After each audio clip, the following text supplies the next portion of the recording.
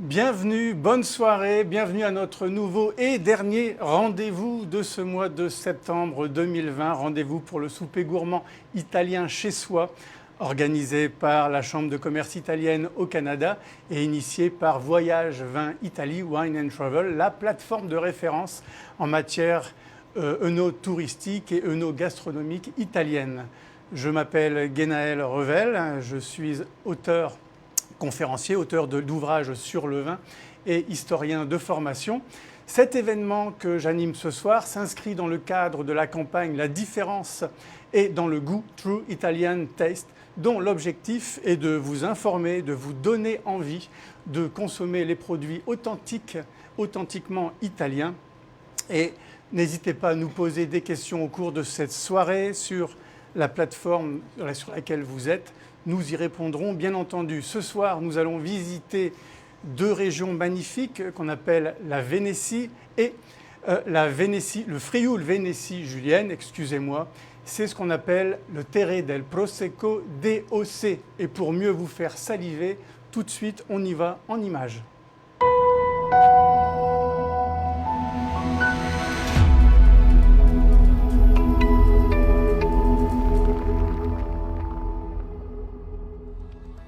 Il progetto Prosecco Doc Italian Genio nasce dalla volontà di narrare le 9 province di produzione del Prosecco in un modo originale, andando a incontrare 9 esperienze imprenditoriali, i 9 imprenditori che con il loro genio si sono particolarmente distinti in settori come la moda, il design, il mobile.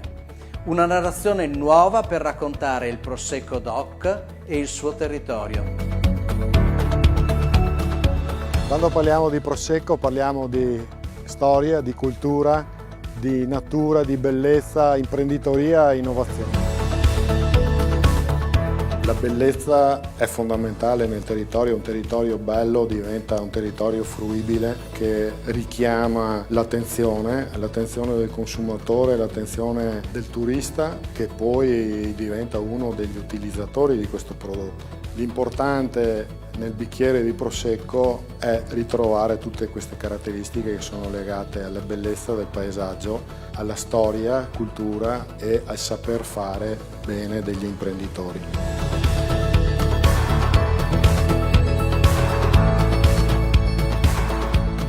Nel calice di Prosecco si trova tutto questo, nel passato era diverso, perché quando si parla di sostenibilità la ritroviamo anche nella sostenibilità che ormai è un concetto che sarà fondante e sarà sempre più d'attenzione per il nostro prodotto ma in generale per la viticoltura italiana. L'innovazione si trova anche attraverso le ricerche e gli studi che vengono applicati anche in cantina nell'aspetto enologico della produzione del vino come nella raccolta che si può con l'innovazione andare a utilizzare delle macchine che un tempo erano impensabili ma che adesso fanno un lavoro molto raffinato e di grande qualità.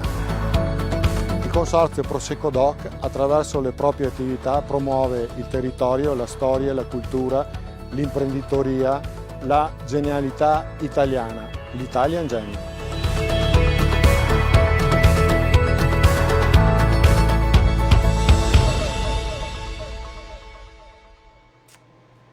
Des images qui donnent envie, en tout cas ça donne envie de voyager vers la Vénétie et le Frioul Vénétie julienne. N'hésitez pas, nous enregistrons ce soir, n'hésitez pas à liker comme on dit aujourd'hui, à interagir avec nous, partagez surtout cette vidéo, posez-nous les questions, toutes les questions que vous voulez, nous y répondrons à la fin de cette heure.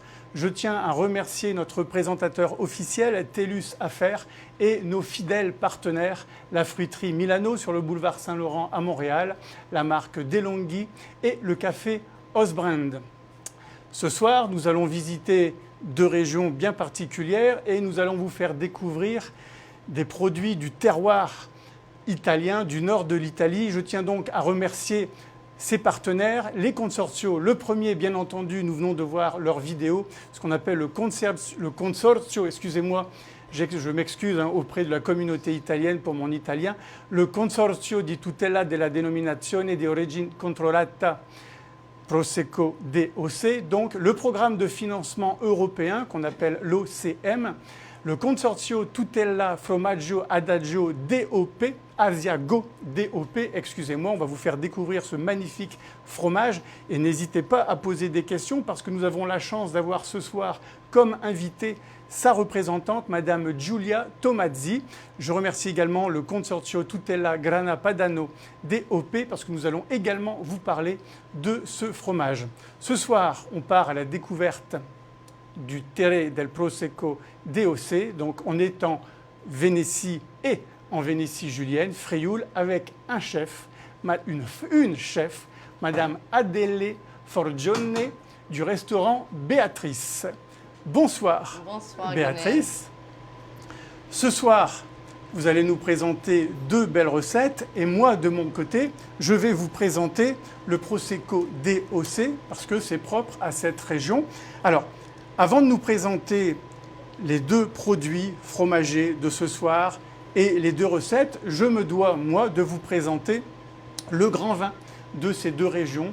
Le grand vin aujourd'hui, sans doute le mousseux le plus populaire dans le monde, c'est le Prosecco DOC. Alors, Adèle, je m'adresse à vous encore parce que vous êtes d'origine italienne, oui, c'est ça. Bien entendu, et d'ailleurs, vous êtes d'origine italienne, mais de Campanie, et vous avez un CV qui est assez long, donc je vais quand même vous, avant d'ouvrir une bouteille de Prosecco DOC, je vais vous présenter à nos auditeurs. Vous êtes donc né dans l'industrie de la restauration parce que vos parents tenaient un restaurant et vous faisiez même du service traiteur. C'est bien ça? C'était une salle de réception. Donc dès l'adolescence, parce que vous avez commencé à peine à 15-16 ans. Oui, c'est ça. Voilà. Donc vous possédiez une salle de réception, vous organisiez surtout des mariages, donc vous avez l'habitude des gens... D'organiser des célébrations. C'est ça, et des différents services. Vous savez vous adapter surtout à tous ces invités, on va dire. Mais j'ai vu aussi que vous aviez étudié la photographie. Oui, c'est ça. Donc avant la cuisine, avant de vous remettre à la cuisine, vous avez fait des études en photographie. Oui, c'est ça. J'ai fréquenté Dawson College. Oui, à Montréal, Dawson. Oui. Voilà, c'est ça. J'ai fait. Est-ce que ça vous sert encore aujourd'hui, non? Est-ce que vous photographiez Non, mais qu'est-ce que j'ai appris, c'est d'avoir une vision artistique aussi quand ça vient à la nourriture, à la présentation. Vous allez nous montrer ça tout à l'heure, justement, au niveau de la présentation des assiettes. En 93, je vois que vous avez rejoint l'ITHQ, l'Institut donc, de tourisme et d'hôtellerie du Québec, où nous tournons ce soir pour vous perfectionner en tant que chef. Oui. Voilà. Et donc, depuis les 8 dernières années, vous êtes au service traiteur, service du restaurant traiteur Béatrice à Montréal. Et je sais que vous aimez travailler en équipe, comme souvent en équipe, mais vous, c'est vraiment particulier parce que vous êtes tout le temps avec différents assistants, assistantes. Et vous êtes d'ailleurs venu ce soir avec Karen. Oui, c'est ça. Voilà, qui vous assiste pour nous présenter deux magnifiques recettes. Alors, pendant que j'ouvre, moi, ce vin, voilà. Alors, je le présente à la caméra. Parce que je vais vous présenter l'appellation Prosecco DOC. Donc, comme j'ai dit tout à l'heure, elle est globalement sur deux grandes régions, la Vénétie et le Frioul Vénétie julienne. Ici, je vous montre la bouteille du Consorzio Tutela officielle. Vous voyez, voilà. Ne la cherchez pas, hein, bien entendu, à la SAQ, vous ne la trouverez pas. Voilà, ça c'est le logo, vous voyez, donc, de ce qu'on appelle le Consorzio. Le Consorzio, c'est un petit peu les instances qui régulent les lois en matière de Prosecco DOC. Je vais ouvrir une bouteille et offrir un verre tout de suite à notre chef. Et pendant ce temps-là, je vais vous parler de cette région. Alors, le Prosecco, c'est aujourd'hui le vin effervescent le plus populaire d'Italie, sans doute même dans le monde, tout le monde le connaît. Particularité de ce vin, c'est que, évidemment, uniquement établi dans cette région avec ce qu'on appelle un cépage qu'on appelle le Glera. Le Glera, c'est un cépage propre à cette région. On doit l'employer au moins à 85%. Mais il y a d'autres cépages qui peuvent rentrer en jeu dans l'élaboration d'un Prosecco, notamment 4 cépages propres à la Vénétie, le Verdizzo, le Bianchetta Trevigiano, le Pereira et le Glera Lunga, à 15%. Puis, toujours dans ces 15% aujourd'hui, on a le droit également d'y ajouter du chardonnay et les 3 pinots, le blanc, le gris et le rouge, mais le rouge travaillé en blanc, donc élaborés comme un vin blanc. On peut les ajouter soit seuls ou alors assemblés. Et on va voir dans les différentes bouteilles, marques que j'ai sélectionnées ce soir, que certains justement utilisent du Glera à 100% ou alors vont ajouter 85% de Glera, du Pinot ou alors du Chardonnay ou alors les 4 cépages que j'ai mentionnés précédemment. Particularité du Prosecco, c'est qu'il est élaboré dans ce qu'on appelle la méthode Martinotti. Martinotti était un professeur à la fin du 19e siècle. C'est lui qui a établi à la fois les règles et qui a permis de faire progresser la méthode qu'on appelle de cuve close. C'est-à-dire que les bulles qui apparaissent dans cette bouteille, les bulles que vous connaissez, l'effervescence dans le Prosecco, elles sont établies dans ce qu'on appelle en cuve close. Ce n'est pas une double fermentation en bouteille, comme le crément, le champagne ou le cava. C'est plutôt fait dans une cuve fermée, close. Et une fois que les bulles apparaissent, on soutire le vin et on va aller embouteiller.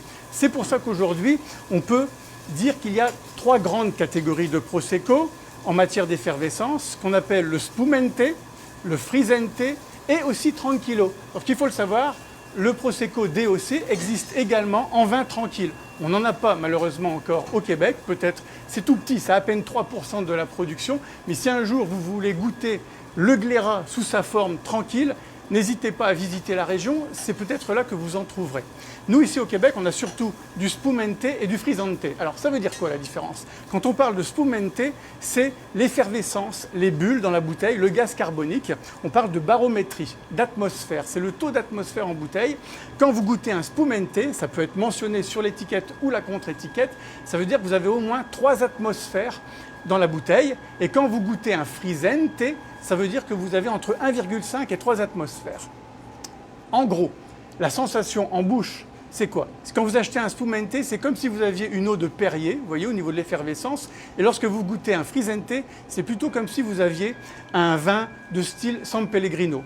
Donc voilà, là pour les catégories d'effervescence. Et puis vous avez aussi, mais je vais servir tout de suite un verre à notre invité qui est mise à l'honneur ce soir. Voilà Adèle.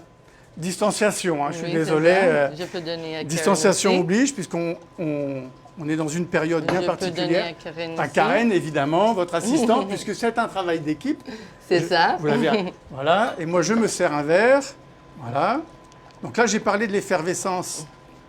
Ça tombe bien. On trinque quand même. Cheers. À cette magnifique soirée du Terre del Prosecco DOC, j'ai parlé de l'effervescence. Maintenant, je viens aux catégories de sucre. Les catégories de sucre, c'est assez simple. En gros, il y en a 3 grandes en matière de Prosecco, ce qu'on appelle le brut, l'extra dry et le dry. Brut, on est entre 0 et 12 grammes de sucre.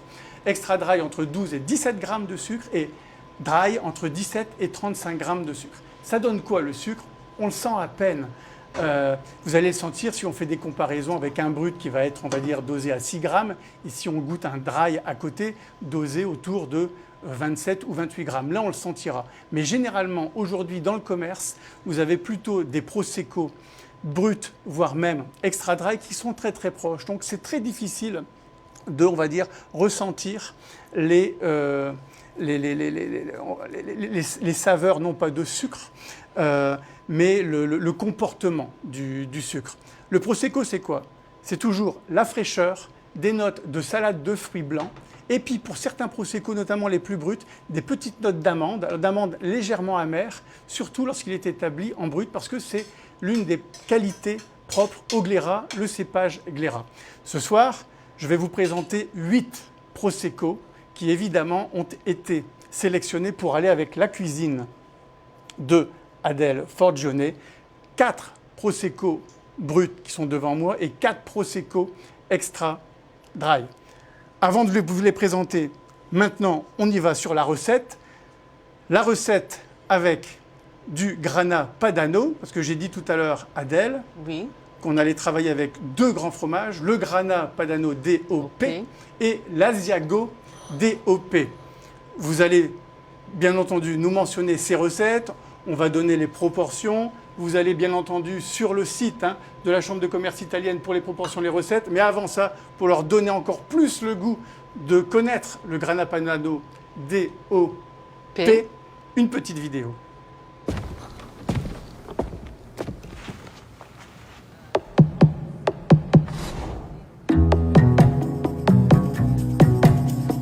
Sapete chi è che ci dice se una forma di formaggio può diventare grana padano? La forma stessa. Se ci racconta di godersi la vita, di un sapore delicato e fragrante, allora sì, è grana padano. E se poi attendiamo mesi e mesi, avremo qualcosa di ancora più ricco e ricercato. Grana padano riserva.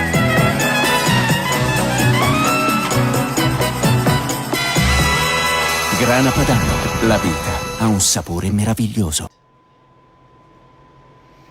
Ça donne envie, n'est-ce pas? Grana Padano DOP, disponible à la fruiterie Milano, notre fidèle partenaire. Adèle, à vous la parole. Vous allez travailler ce soir avec ce fromage, avec l'Asiago DOP, on va voir ça plus tard. C'est ça. Mais quelle est la première recette? La première recette, c'est une risi e bisi, c'est un risotto avec petits pois. Oui. Puis on met le grana padano de 16 mois et plus. D'accord. C'est ça le grana padano qu'on utilise ce soir. On a des petits pois, on a pancetta, des oignons. C'est une recette très simple et savoureuse. Simple et savoureuse, mais on va voir qu'il y a des étapes à respecter. Hein, oui, c'est ça. Vous m'en avez déjà parlé. Mais tout de suite, quand vous avez parlé de grana padano, j'ai entendu que vous avez parlé d'une catégorie de grana padano. C'est ça, parce qu'il y a 3 variétés de grana padano DOP. Oui. Il y a un de 9 à 16 mois, c'est le plus jeune. Il y a un de 16 mois et plus. Et le grana padano plus vieilli, c'est de 20 mois et plus. On l'appelle extra vecchio, non? Non, ça c'est le ça, c'est Asiago au niveau de l'Asiago, on va voir DOP. tout à l'heure. Voilà, bon, en fait, ça, c'est ce qui détermine le vieillissement en cave. Ça vient plus que c'est vieilli, plus granuleuse. Plus granuleux, plus cassant, un petit peu plus salé également.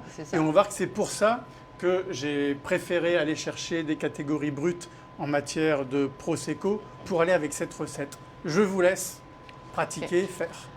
Alors, qu'est-ce qu'on a fait? Parce qu'on n'a pas beaucoup de temps de faire une risotto, ça prend 25 minutes. Oui. Puis comme on a juste 25 minutes pour faire 2 recettes, on va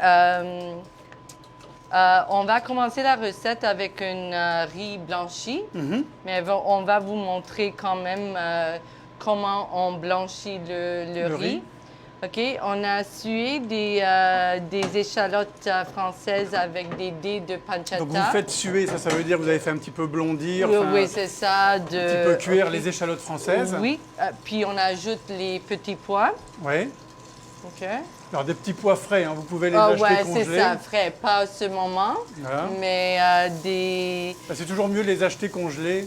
C'est ça, congelés, ça fonctionne très bien, que tu peux goûter cette assiette pendant toute l'année. Oui. OK, alors, just like that. So, OK. Donc là, je vois que vous travaillez tout le temps avec 2 casseroles différentes. Je le dis à nos auditeurs, c'est toujours mieux de travailler les ingrédients séparément. Hein.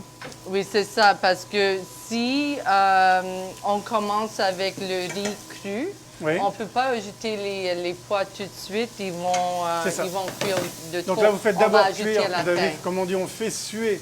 C'est ça. Les oignons, les petits pois. Okay. Le riz reste sur le côté. Oui, mais maintenant, je vais prendre une autre poêle. Excuse-moi.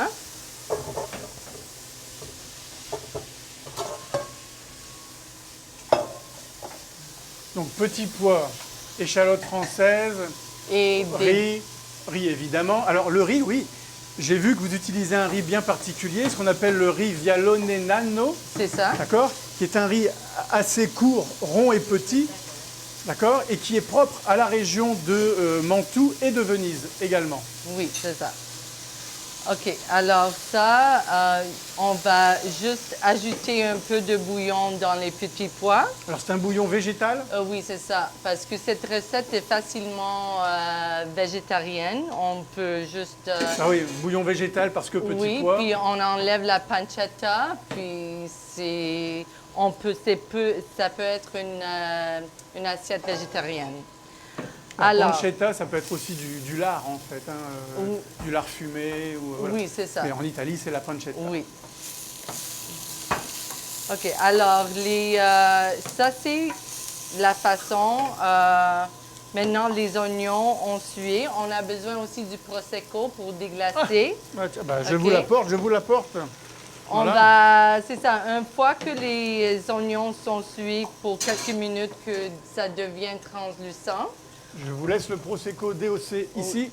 on ajoute le riz dans la poêle pour commencer à blanchir. Mais maintenant, en même temps, on va commencer à finir le risotto. Ouais.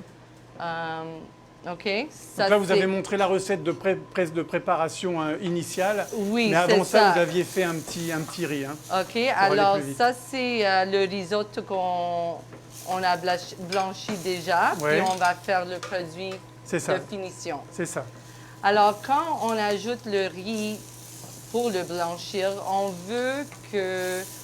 how do you say to toast? You want to toast the grain Bah, of the grillé, rice. un peu grillé, Oui, caramélisé. c'est ça.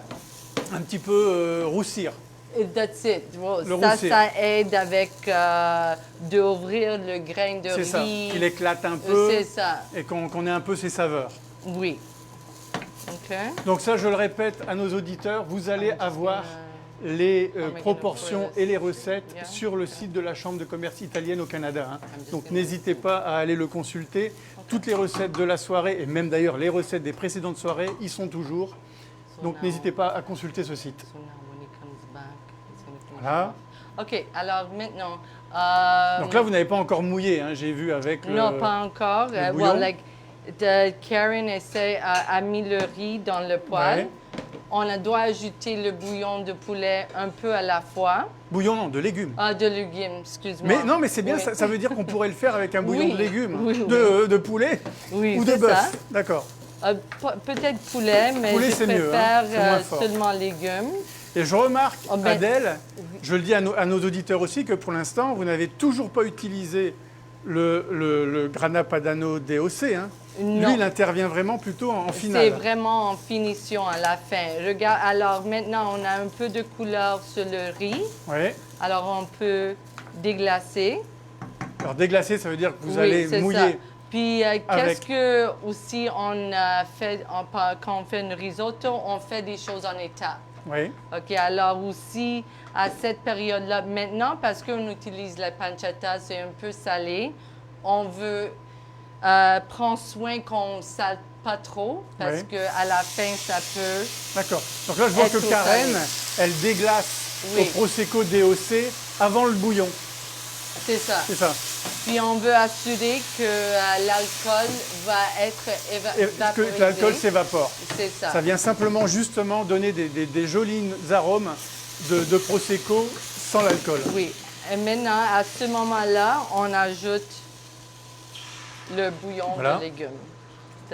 Yeah, that's it. Maybe a little bit more. Yeah. OK. Puis c'est tout.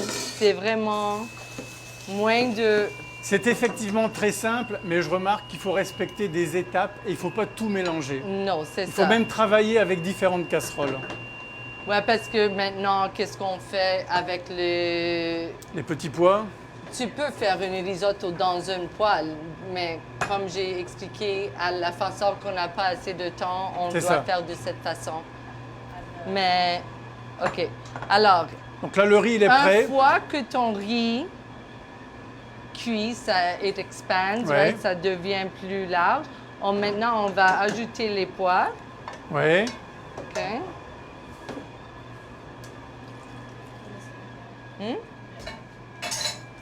OK.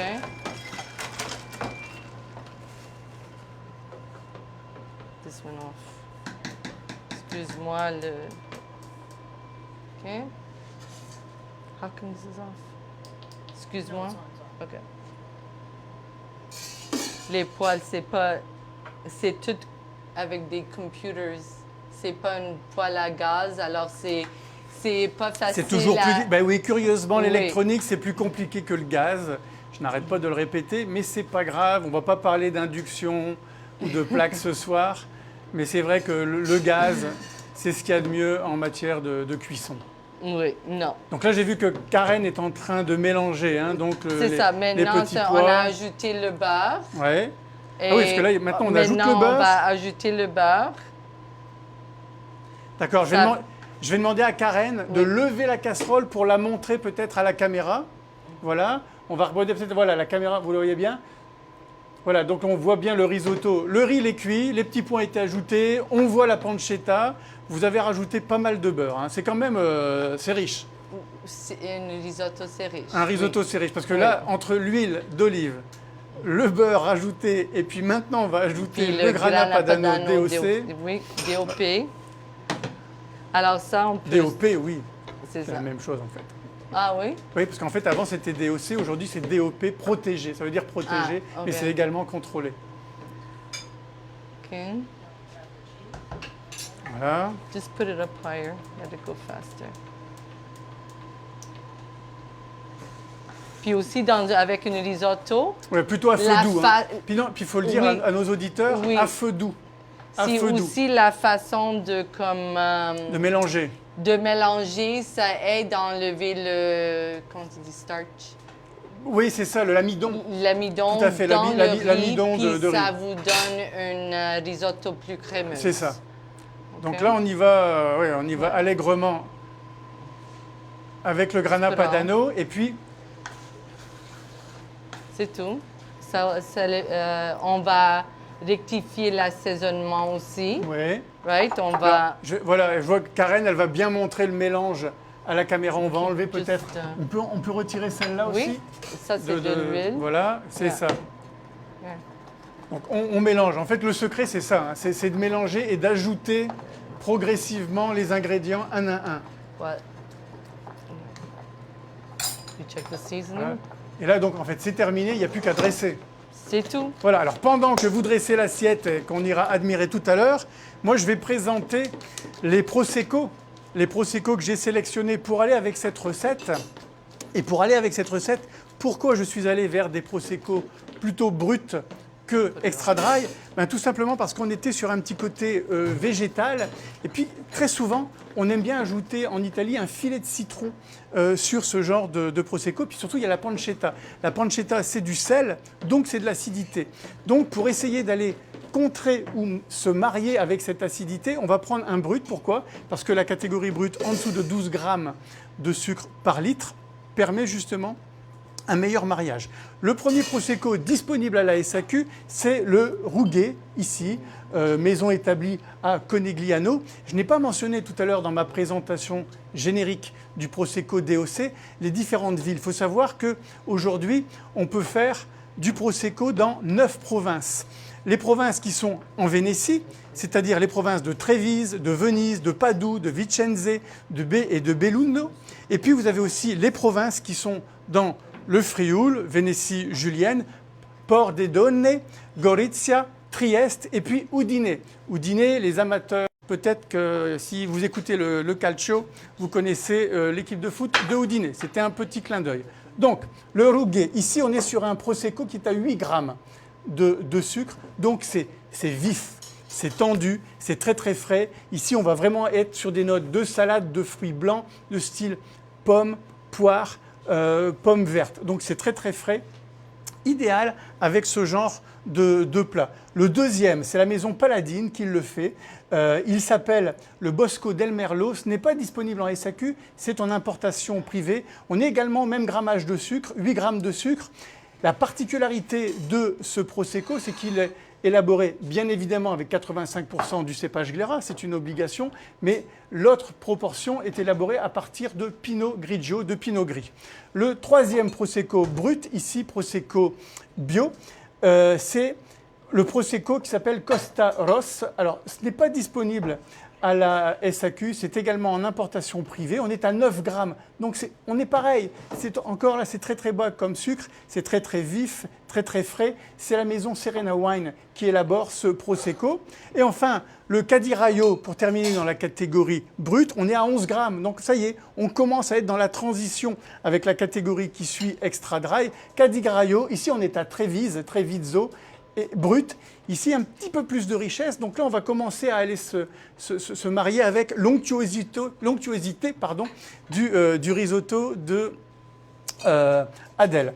Donc voilà pour les 4 prosecco bruts idéal pour se marier avec un risotto. On rappelle le nom, Adèle? Rici e bici. Oui, donc en fait, c'est du riz et des petits pois. C'est ça. Bon, donc voilà. Et Donc pancetta. c'est vraiment très très simple. On passe tout de suite à la deuxième recette. Oui, Et là, ce sont des beignets frits. c'est ça. Et lui, cette recette, elle est à base d'Asiago DOP. Et j'invite donc nos auditeurs à écrire vos questions, si vous en avez, sur l'Asiago DOP, parce que c'est une référence, bien entendu, l'Asiago, puisqu'on le trouve surtout au nord de l'Italie. Posez vos questions. La représentante du Consorzio, Madame Giulia Tomazzi, va y répondre dans l'heure. Il suffit simplement de noter vos questions, de les écrire. Les réponses vont venir successivement. Et si elles n'arrivent pas successivement, nous y répondrons d'ici une demi-heure. Alors, Adèle, donc, des beignets. Mais la particularité des beignets, c'est que là, vous mélangez les deux fromages. Le Grana Padano DOP et l'Asiago DOP. C'est bien ça? C'est ça. Alors, dites-moi. C'est ça.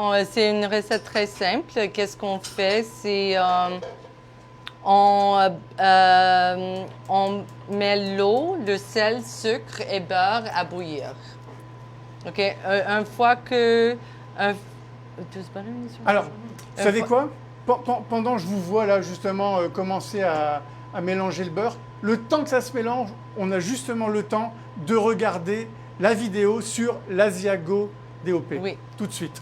Per ogni sguardo che vaga nell'altopiano, per Madre Terra e per tutti i suoi figli, per tutto ciò che nutre, per tutto ciò che cura, per il lavoro degli uomini, per il rispetto del tempo, per ogni assaggio di tradizione, ogni ricetta di futuro, per la nostra terra, per noi, per il gusto di essere così come siamo. Formaggio Asiago DOP, fresco e stagionato, il sapore della nostra anima. On est de retour dans les cuisines et vous voyez là, j'ai un morceau d'Asiago DOP. Vous le voyez ici, voilà. Je le montre à la caméra, il y a du reflet, ça y est, moins de reflet, c'est parfait. Adèle? Oui. Alors, l'Asiago, comme j'ai dit tout à l'heure, notre représentante, Madame Giulia Tomazzi, ambassadrice, va en parler, va répondre aux questions. Mais je vous laisse expliquer votre recette parce que vous allez mélanger l'Asiago DOP et puis le Grana Padano DOP. Aussi, l'Asiago a 3 variétés. Oui. Donc, il y a le Mezzano qui est le plus jeune, le Vecchio, puis le Stravecchio. Donc, vieux et extra vieux. C'est ça. Voilà. Et le premier, plus jeune, donc plus tendre. C'est le cas de l'Asiago DOP qu'on utilise ce soir. C'est ça. Ça, c'est l'Asiago qu'on utilise dans cette recette. Ouais.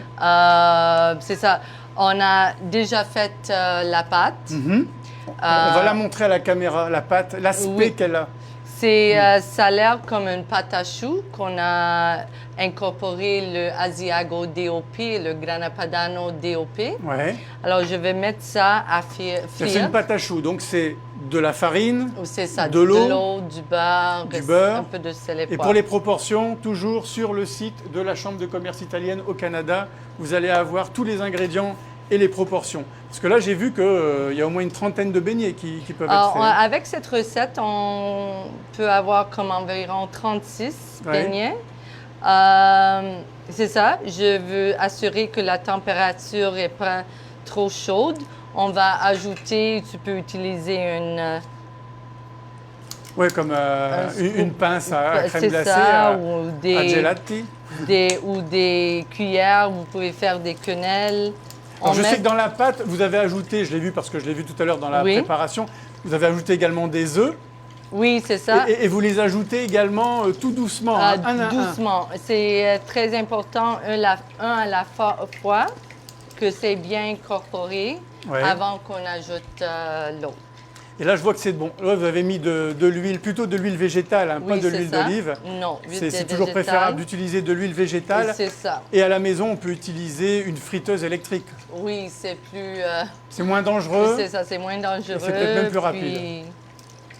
On a un contrôle, je pense, plus facile de la température. Oui, c'est ça. Alors, c'est ça. Maintenant, on a l'eau est venue. The water came to a boil, excuse-moi. Non, je t'en prie. Donc, l'eau est en train de bouillir. Oui, c'est ça. Elle a ajouté la farine. OK? Aussitôt que c'est incorporé tout ensemble puis que ça colle plus à la poêle, Ouais. la pâte est prête. Ça veut dire que c'est fait. Parce que là, Oui. il faut que je le dise à nos auditeurs, on a la Karen qui est en train, elle, d'élaborer la base, c'est-à-dire la pâte fraîche, pendant que Adèle, elle, fait frire les beignets, la pâte à beignets qui était déjà prête. Hein. Ça, C'est ça. c'était histoire Oui, c'est d'avancer, d'avoir un peu de temps. Oui. Parce que ça demande toujours un petit peu plus d'étapes. Alors, maintenant, qu'est-ce qu'on fait? À ce point-là, on transfère la pâte dans un mixeur. Ouais. Puis, c'est important qu'on utilise la partie paddle. On utilise un batteur avec un malaxeur. Oui. En fait, la partie, on va dire, on prend pas un fouet. Non, on c'est prend, ça. on prend plutôt une sorte de, je sais pas comment ça s'appelle, même en français. En anglais, c'est Paddle, ouais, une Paddle. rame. OK, Voilà, on- c'est un mélangeur, mais c'est le fouet à mélanger. Donc c'est pas vraiment le fouet qu'on connaît, vous savez, le fouet qu'on utilise pour les crêpes on légères. va vous montrer aussi. On va le sortir après, on va Oui, le montrer c'est à nos auditeurs. Et je suis Alors- certain que vous l'avez reconnu en ondes. La première chose qu'on fait maintenant, c'est on ajoute les œufs, un Voilà. à la fois. Puis on doit comme jouer avec Avec la vitesse. La vitesse, c'est ça. C'est ça. On joue avec la vitesse, mais là, vous incorporez 8 œufs. 8 C'est œufs. ça. Pour C'est la ça. recette, c'est 8 œufs. Puis ici, pendant qu'on frit, ça prend au moins 5 à 6 minutes Ouais. pour les frire. Mais disons que ça dépend aussi de la température de l'huile. Ouais, c'est toujours à 350 ou 180. C'est toujours mieux de vérifier hein, Oui, comment- tu dois. à la couleur. Parce que si c'est trop chaud, Voilà. ça reste Ça brûle. cru à l'intérieur Oui. aussi. Oui, alors comme tu vois, elle ajuste la vitesse toujours. C'est ça. Non. Mais là, je vois surtout que Karen Oui. mélange la pâte initiale avec les œufs et qu'elle n'a toujours pas mis le fromage. Hein. Les Pas fromages. encore. Les Ni le, fromages, c'est à ni la le Grana fin Padano DOP, ni l'Asiago DOP. Non. Elle a ajouté le dernier œuf. Voilà. C'est ça, c'est bien incorporé. Maintenant, on va... Voilà. Je ne sais pas si vous voulez voir. Bah, si on peut le montrer à la caméra, oui, si on peut Peut-être sortir paddle. le. Non, ouais, on ne peut pas sortir parce qu'on a toujours oui, on a besoin tourné, le ouais. mélangeur. Enfin voilà, ça fait une pâte très Ok. onctueuse, hein, très. Une pâte, quoi, tout simplement. Et là, je pense que ça va devenir un petit peu plus dense Ouais, en avec ajoutant les ajouteur, fromages. c'est Hein. ça. Donc là, je le répète, vous avez ajouté les 2 fromages de la soirée, du terroir de Terre del Prosecco DOC, l'Asiago DOP et puis le Grana Padano DOP. Posez vos questions hein, sur les fromages, on va y répondre et on y répondra d'ici 15 minutes. Madame Giulia Tomazzi, l'ambassadrice de l'Asiago DOP, répondra à vos questions. Alors, c'est ça. Là, Je ça vais y est, c'est prêt. sortir. Oui, c'est Bon, ça. alors, c'est prêt. Vous allez montrer la forme des beignets et leur couleur. Parce que la couleur, justement, voilà, c'est ambré, hein, c'est doré, ambré. Ça Oui. donne envie. Voilà. Et s'il n'y avait pas la distanciation, je serais déjà venu en puiser un. Et moi, pendant que vous dressez l'assiette, je vais parler des Prosecco que j'ai sélectionnés pour aller avec donc, ces beignets. Remontrez les beignets à la caméra. Voilà, on va bien les montrer. Voilà, c'est magnifique. Donc là, vous enlevez l'huile superflue en les disposant sur un essuie-tout, hein, tout simplement.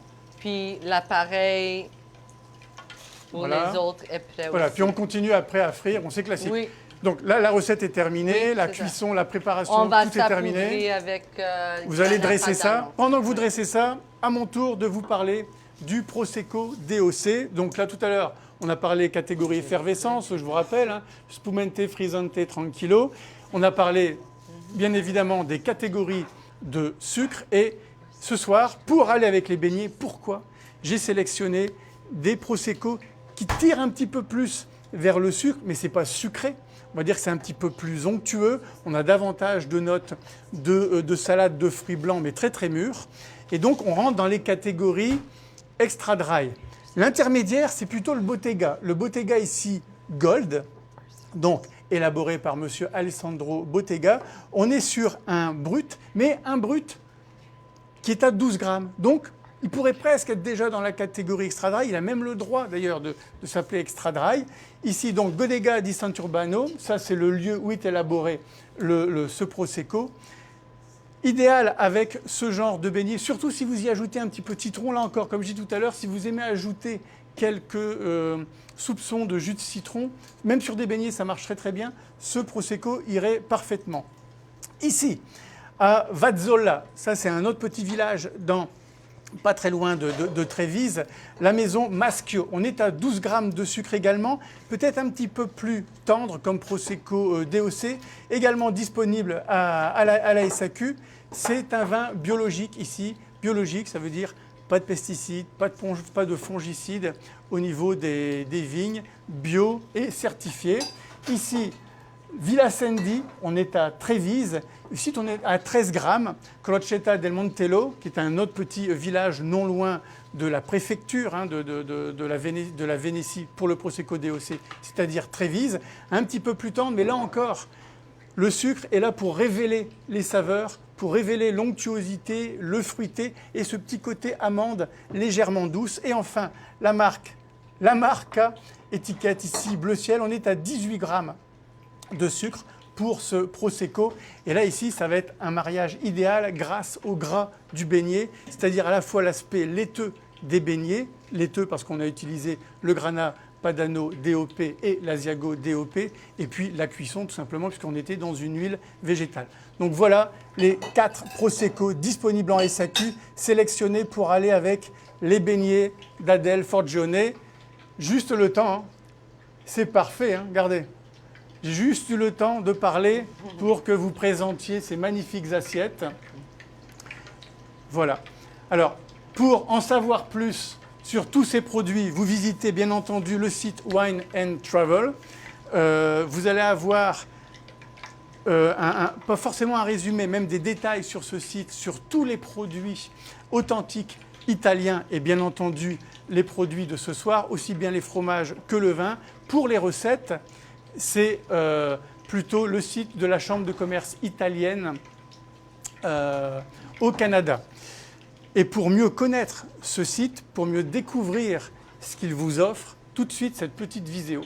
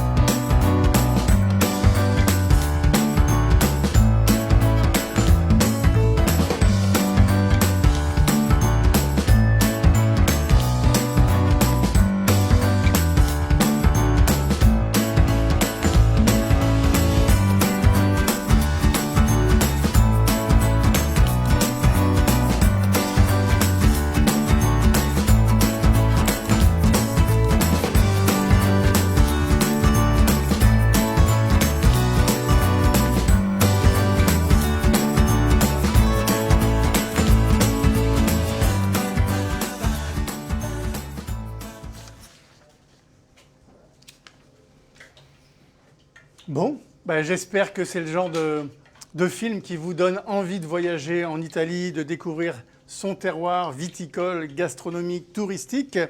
Adèle, un grand merci pour ces plats magnifiquement dressés.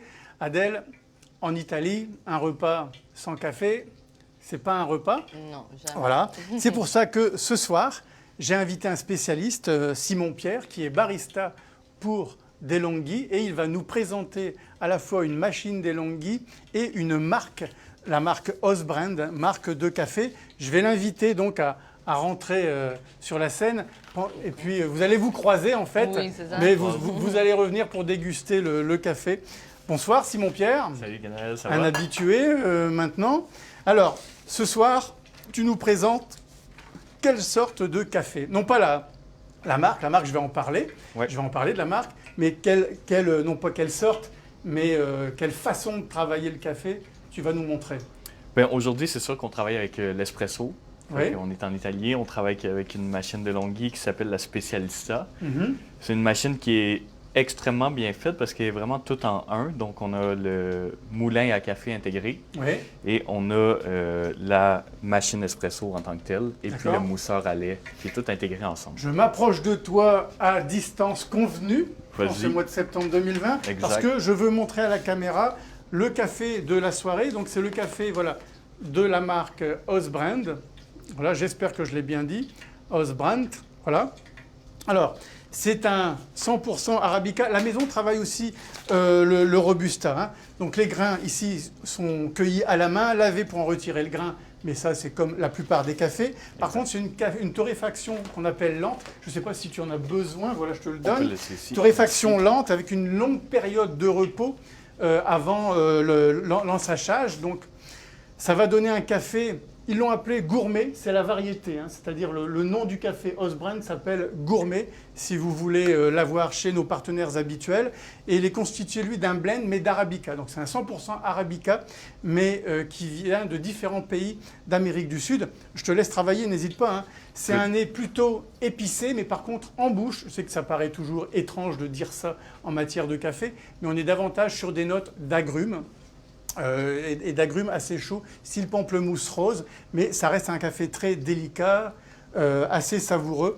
Et en finale, peut-être justement à cause de cette touche d'agrumes, on a une impression de sucre. Donc Ouais, c'est voilà. ça, c'est un Bon, café c'est quand pour même l'avoir assez sucré. dégusté Puis avant. je l'ai goûté cette semaine à mon café, puis on est sur vraiment quelque chose quand même d'assez balancé. Ouais. Puis je pense que ça va très bien se mélanger avec le lait. Je pense que dans un cappuccino ou un cortado, un petit peu moins de lait. Peut-être dans un latte, on le perdrait un petit peu. Mais Alors, pendant que juste- tu es en train de nous faire un expresso, Ouais. tu viens de dire cortado. Pour Ouais. ceux qui ne sont pas amateurs, est-ce que tu peux expliquer la différence? En fait, un cortado, c'est vraiment un ratio de lait et Ouais. de café. Et puis le cortado, c'est vraiment moitié-moitié. Donc moitié espresso et moitié lait. D'accord. C'est quand même, ça permet de vraiment goûter les saveurs du café, mais en même temps que ça soit un petit peu adouci par Ouais. le lait. Donc pour les Et à la rigueur, le lait peut être un support d'arôme, peut-être. Exact. Puis ça va venir juste donner l'enrober, donner un peu de sucre. Un peu comme l'eau un peu avec de sweetness. les spiritueux. Exact. Parfait. Alors, Fait que ce soir, on va regarde. se faire un cappuccino. Je vais juste vous guider un peu à travers les étapes pour comment faire un bon cappuccino. Ouais. Donc la première étape, c'est vraiment de sortir le porte-filtre ici. J'ai ici moi un filtre qui est double, Mhm. donc pour avoir double dose, pour que ça soit un petit peu plus goûteux. Première étape, on va venir insérer ici le porte-filtre dans le Smart Temping section. Puis dès qu'on l'insère, ça commence à grinder. On l'entend, ça travaille. Et puis ensuite, on va venir bien écraser le café. Si on ne l'écrase pas, l'eau se faufile trop facilement à travers le café et puis ça donne une extraction qui n'est pas uniforme, donc qui est souvent amère ou trop acide. Donc on vient utiliser le levier qui est sur le côté de la machine pour vraiment venir écraser le café. J'aime bien ça le faire 2 fois juste pour s'assurer que tout soit bien égal. Ça va quand même. Bon, je vais Vas-y. faire mon journaliste là. Moi, j'ai remarqué, mais ça dépend aussi, tu vas me dire, des machines à café. Très souvent, lorsqu'on écrase trop, mais c'est peut-être aussi une question de mouture, de la finesse de la mouture. Très souvent, on a des machines à café où l'eau, finalement, elle n'arrive même pas à passer dans le café. Mais c'est une très bonne question. La pression effectuée pour écraser le café a une légère incidence, Ouais. mais si la machine bloque, c'est pas à cause de ça. Ok. C'est vraiment la grosseur de la mouture qui est souvent Donc c'est trop une erreur de fine. mouture. Ouais. C'est pas la machine, c'est parce qu'on a fait une mouture peut-être Trop fine, trop donc fine, l'eau trop a serrée. beaucoup de Voilà. difficultés à passer au travers. ça. Mais Donc c'est important, hein, la façon de moudre. c'est le plus important. Voilà. Donc là, j'ai bien écrasé mon café. Ouais. Ensuite, j'aime bien venir purger mon groupe. Donc, on fait couler un petit peu d'eau juste pour avoir de l'eau un peu plus fraîche, un peu Ouais. plus chaude aussi. Des fois, si ça fait longtemps qu'on ne l'a pas utilisé. Donc, je viens purger ici, je le verse. Et puis, je vais venir insérer mon porte-filtre à l'intérieur du groupe. Et je vais être prêt à infuser mon café. Donc, ici, c'est super simple. On pèse seulement sur le bouton OK. Et puis, la machine se met en marche. Et puis, on va avoir notre extraction ici qui va débuter.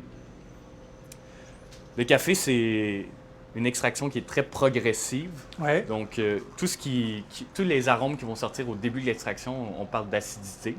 Et puis, plus l'extraction va progresser, les sucres vont commencer à sortir dans la tasse.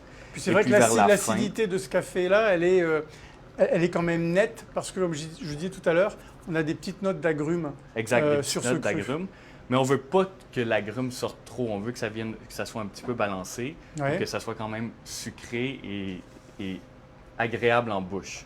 Alors, je le dis à nos auditeurs, hein, vous vous souvenez, si vous nous avez suivis depuis les 2 précédentes soirées, la machine à café que Simon-Pierre emploie ce soir, elle est à gagner.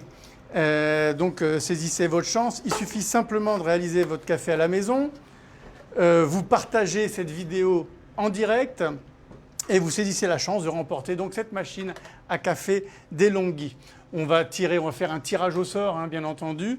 C'est la direction de la Chambre de commerce italienne au Canada qui fera un tirage au sort. Et au mois d'octobre, vous serez contacté par l'intermédiaire d'Internet pour savoir si vous avez remporté cette magnifique machine à café d'une valeur de, comme on dit, est-ce qu'on a le droit de le dire, Simon-Pierre? Ouais. On a le droit de le dire. On est autour de 1 000 $. On est dans les 4 chiffres, comme on dit. Hein. Exact. On est dans les 4 chiffres. Donc n'hésitez pas. Hein. Faites votre café à la maison, partagez. Et puis surtout, envoyez tout ça à travers le site de la Chambre de commerce italienne. Voilà, le café se termine. Pendant ce temps-là, je vois que tu es en train de préparer, de réchauffer le lait. Là, mousser le lait. Effectivement, ça serait vraiment l'étape finale. Ben, l'avant-dernière étape, en fait. Fait que pour bien faire mousser le lait, c'est super important de le texturer. Ouais. Donc, pour le texturer, c'est vraiment important de faire rentrer de l'air, d'injecter de l'air. Donc, le bruit souvent qu'on entend dans la machine, le psh, psh, ça, c'est l'air qui est intégré dans le lait. Ça nous permet d'avoir une texture. Si on n'a pas d'air qui rentre dans le lait, on va avoir un lait très chaud, mais aucune texture, aucune mousse. Donc, qu'est-ce qu'on veut? C'est vraiment intégrer de l'air, pas trop, mais pour que vraiment avoir une texture mousseuse pour créer notre cappuccino. Donc ça, c'est une question de pression.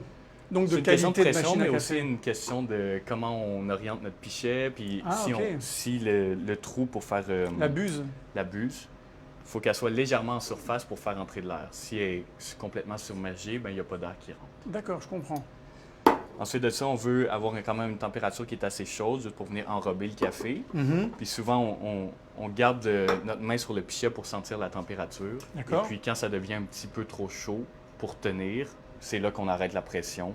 Puis ça nous donne un lait d'habitude qui est très sucré, très chaud, mais qui ne nous brûle pas la langue. Donc là, on a notre café. Hop, donc à la base, tu as fait un expresso. Exactement. Un espresso double. Oui. Et puis j'ai fait mousser mon lait ici. D'accord. Puis la dernière étape, en fait, ça serait de venir mélanger les deux. Oui. Donc comme suit. On commence toujours un peu plus haut pour que le lait passe sous le créma. Et puis on veut venir dessiner à la fin une petite tulipe. D'accord. Et puis voilà. On a un beau cappuccino. C'est terminé. Ah ben, tu peux le montrer à la caméra. Pose-le peut-être là, ici. Oui, voilà. C'est parfait. À côté des beignets. Voilà. Un grand merci. Donc je rappelle, hein, on a fait ce café avec la marque Hausbrandt et la catégorie gourmet disponible chez nos partenaires. Je vais reciter les partenaires tout au long à la fin de cette soirée qui va avoir lieu dans quelques minutes. Mais les questions. Alors, les questions. Oh, il y en a eu ce soir. Alors tout d'abord, je regarde le petit questionnaire. Tout d'abord, le fromage est-il de vache? Ça, c'est une question de Madame Pouliot. Ou de chèvre ou de brebis? Non, les 2 fromages de la soirée, à la fois le Grana Padano et puis l'Asiago, la DOP et l'Asiago DOP, c'était du lait de vache. J'invite tout de suite Adèle, bien entendu, Adèle à venir me rejoindre. Maintenant, elle peut revenir en cuisine. Donc, j'espère que j'ai répondu à la première question. De toute façon, ces questions vont être complétées de façon un peu plus précise par Giulia Tomazzi en ce qui concerne l'Asiago DOP, parce que là, je vois que j'ai une question. Quelle est la différence entre l'Asiago d'Allevo et l'Asiago Pressato? Je répète la question. Asiago Allevo et Asiago Pressato, quelle est la différence? Madame Tomazzi va y répondre, je pense, avant peut-être la fin de cette heure. Quelle catégorie de fromage doit-on demander si on veut de l'Asiago? Là, ça dépend effectivement des différentes catégories. Par contre, en matière de vieillissement, Adèle, vous l'aviez dit tout à l'heure, il y a différentes catégories de vieillissement. Et plus c'est vieux, plus c'est cassant et salé. Finalement. Ça. Mais pour la recette de beignets, c'est aussi une pressato. Oui. Ça fonctionne bien. Voilà. En fait, pour les beignets, vous choisissez ce que vous voulez, puisque de toute façon, c'est surtout pour le faire fondre. Oui, c'est ça. Le fromage. Donc là, c'est un peu au goût. J'ai une autre question. Est-ce qu'on peut congeler les beignets? La pâte ou le beignet terminé? Je pense. J'ai jamais essayé. Je pense pas. C'est toujours mieux de faire ça frais. Oui, le beignet frais, je suis certain. Le beignet fait, non. La pâte, je sais pas. Non, la pâte, non. Peut-être les beignets frais, mais j'ai jamais essayé. Je peux pas dire. Vous voyez, ça c'est l'honnêteté d'Adèle. Mais peut-être vous pouvez prendre comme 3 ou 4. Oui. Mais au congélateur, puis on peut faire une. C'est une très bonne réponse. La réponse c'est faites votre essai. Et puis vérifier à la maison. Donc c'était la réponse d'Adèle Forgione. C'était une question de Dominique Florent. J'ai une question de Tony Godette. Est-ce que le Prosecco Bottega présenté ce soir, donc c'était la bouteille ici, dorée, est similaire au goût du Bottega Biologico? Alors oui, le Biologico c'est parce qu'en fait les raisins qui ont été employés étaient certifiés bio. Par contre, il me semble quand même qu'au niveau du dosage, le Biologico est un petit peu plus bas. Je crois qu'il est à 7 grammes. Il est à 7 grammes de sucre, donc un petit peu plus de tension, un petit peu plus de fraîcheur. J'ai une autre question. Si je veux préparer le risotto à l'avance, à quel moment dois-je cesser la pré-cuisson? Tu peux le faire un jour d'avance. À la caméra, Adèle. C'est Monique Plouffe qui nous envoie cette question. Vous pouvez blanchir le riz aussi 24 heures d'avance. Ah, 24 heures d'avance, oui. Donc c'est ça. Oui. Donc voilà. Donc la question, quel moment dois-je pratiquement 24 heures avant. Enfin, une autre question. Est-ce que les questions rentrent comme ça? Donc, Dominique Florent, est-ce qu'il faut attendre que la pâte soit plus froide avant de faire les beignets? C'est une question que j'ai posée moi aussi. Oui. Une fois qu'on met la pâte dans le mixeur, que la pâte vient plus à une température de la pièce. D'accord. Oui. Écoutez. Avant d'ajouter les œufs. Je n'ai plus de questions. J'espère que vous avez apprécié cette soirée. Je remercie notre présentateur officiel, Tellus Affaires, nos fidèles partenaires, la fruiterie Milano, DeLonghi, le café Osbrandt ce soir. Nous remercions bien évidemment les différents consortios de la soirée, les consorzi en italien, forcément, I c'est du pluriel, celui donc du Prosecco DOC, celui du Grana Padano DOP et celui de l'Asiago DOP. Un grand merci à Adèle Forgione, à Karen, son assistante qui était là. Si j'avais pu déguster bien avant, mais je vais le faire là maintenant. Oui. C'est des magnifiques plats. Surtout, vous consultez nos sites internet, celui de la Chambre de commerce italienne au Canada pour les recettes, les proportions de la soirée, de cette soirée, mais également des autres soirées qui ont eu lieu au mois de septembre. N'oubliez pas qu'il y a le concours café. Il faut avoir participé aux 2 précédentes soirées. Et puis, si vous voulez avoir du renseignement sur le terroir italien, les régions viticoles, les régions de gastronomie et le tourisme, Wine and Travel, vous tapez ça sur n'importe quel moteur de recherche et ça va vous y amener directement. J'espère que vous avez apprécié ce mois de septembre 2020 un peu particulier. Le mois d'octobre va être encore plus particulier, mais c'est pas grave. On se donne rendez-vous, c'est certain, dans le trimestre qui arrive. Je m'appelle Guénaël Revel, je suis ravi d'avoir animé cette soirée pour vous et avec Adèle Forgione. À bientôt.